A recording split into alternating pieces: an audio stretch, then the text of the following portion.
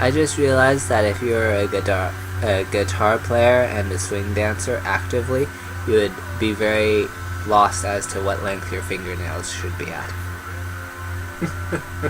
Upgrade complete. Kind of happy medium.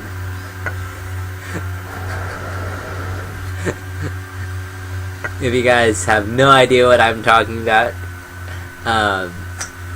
guitar players want long fingernails on their right hand and short ones on their left hand, whereas swing dancers want only short fingernails. So essentially,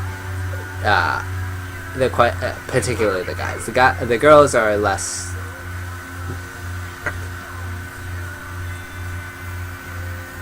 It's less of a thing whether they're short or long.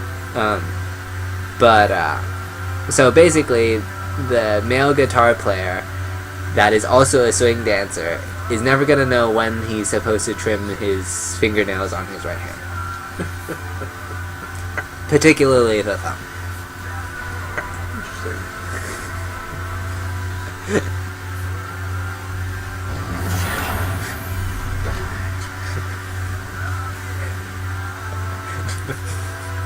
If you can't tell, I've done both.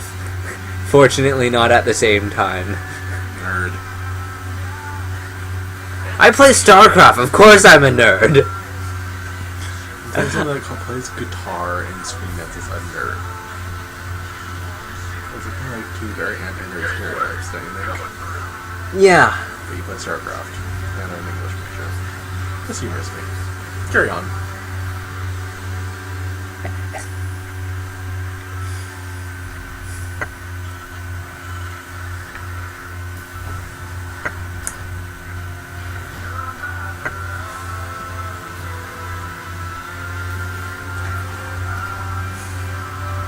I think I've represented her.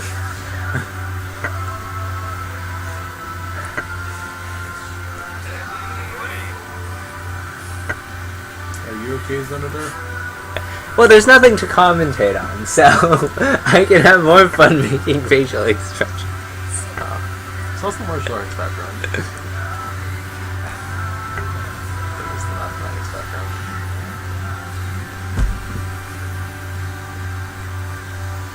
Hello, Michael.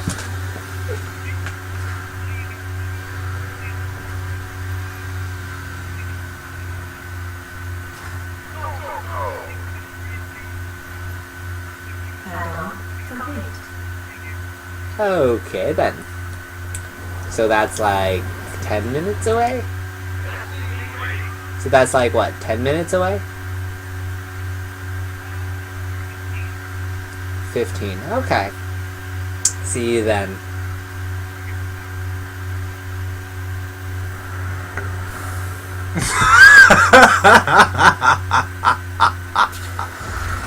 No one else is here yet. Fair point, fair point. Though Steph might beat him. Oh dear, he's supposed to be 3 hours early and is being beaten by people that are on time. That's Michael for you. I mean, I guess it was nice him telling me that he would be early, because then I know I won't be waiting for him, like, if he's our ride to Lindy Group, or to PBDA, I don't have to worry about him not showing up before 7. Yeah. I mean, I don't think he's going to be 5 hours late. Hopefully. And again, if it's Michael, if he's that far behind, he probably just doesn't show.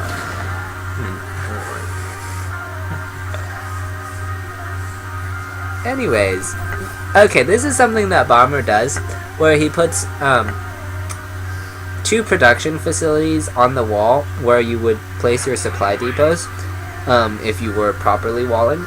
And basically, the point is not to wall, it's to form a choke. So this is, in a sense, a kind of bait, where if your opponent tries to attack your main, they're forced into this narrow chokeway, and so you will always have the concave.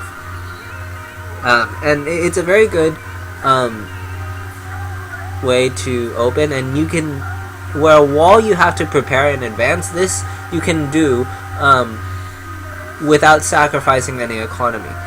The only downside is that if you're not building it on site, you will have to move your buildings before essentially the 5-minute mark, because that's the earliest that 2 racks is going to hit, or something along those lines. So yeah. This is also very good in TVP because of 4 games, but you really want the wall. You don't want to be doing this against Zerglings. I mean, it's not bad against Zerglings, it's just... yeah. There are better ideas, like a wall.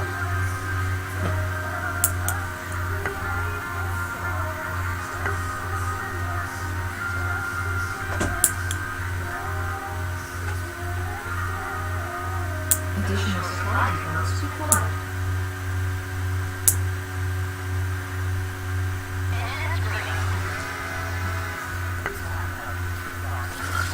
Was that a Banshee or a Medevac? I think that was a Banshee.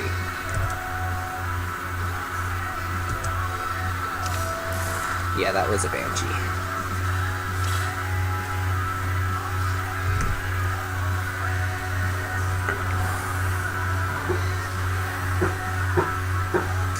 My next door neighbor is working on some construction, and I keep thinking someone is knocking at the door. Wow, that's early.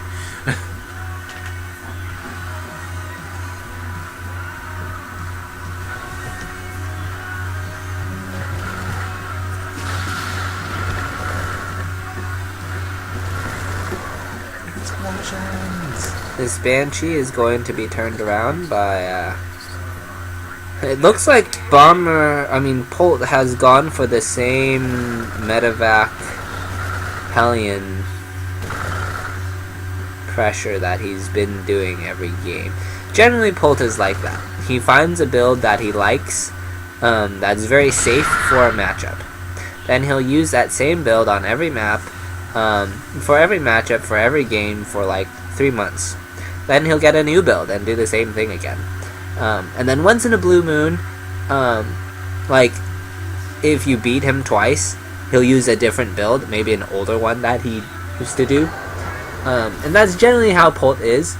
He's not as much right now, because he has different levels to which he varies.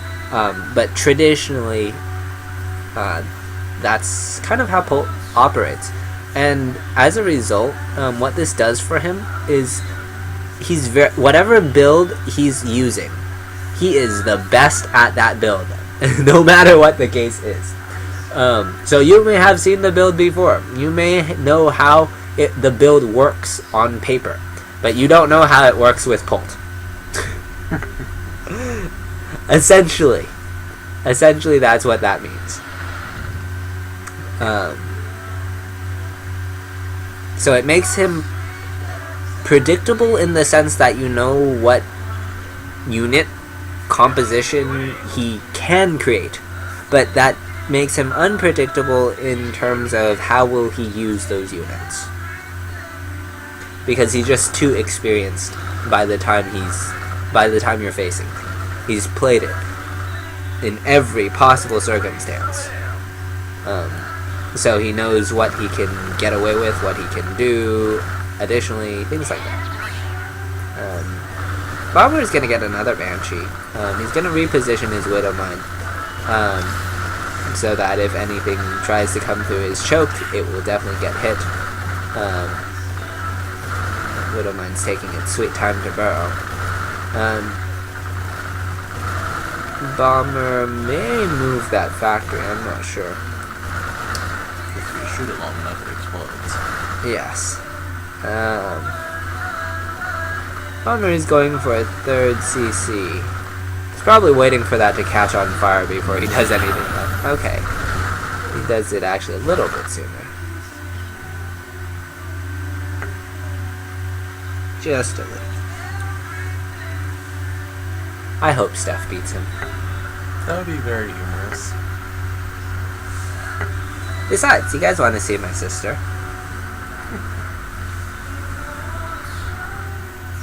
Upgrade complete.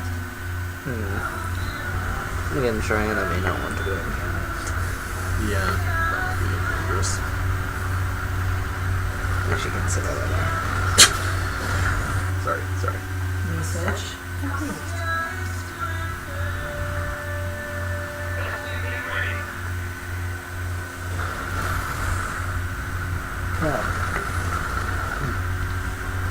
Oh, okay. I thought the door was in view of the camera, but it is not. Don't forget about cheat. Just make a wall. That's quicker.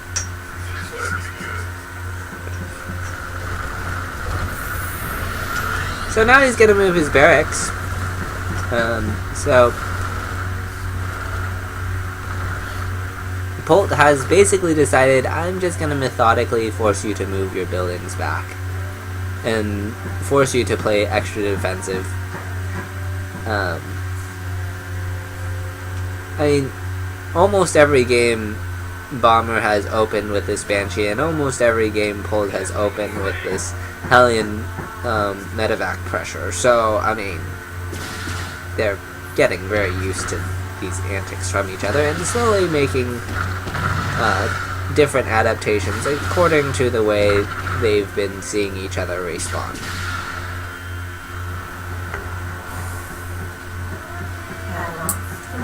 For example, I don't think Bomber has followed it up with a second Banshee in any of the previous games.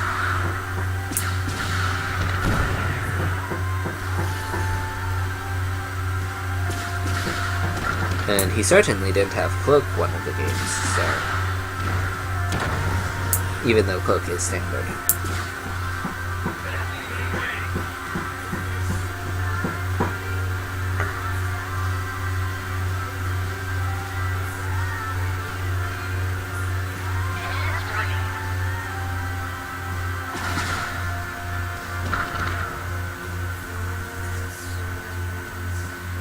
For those of you that are laddering and trying to get somewhere, I do recommend using more of a Polt's approach, in that you should find a build that is good against the matchup, and then you should master that build in order to learn how it works, and so that you're just comfortable at using one particular build.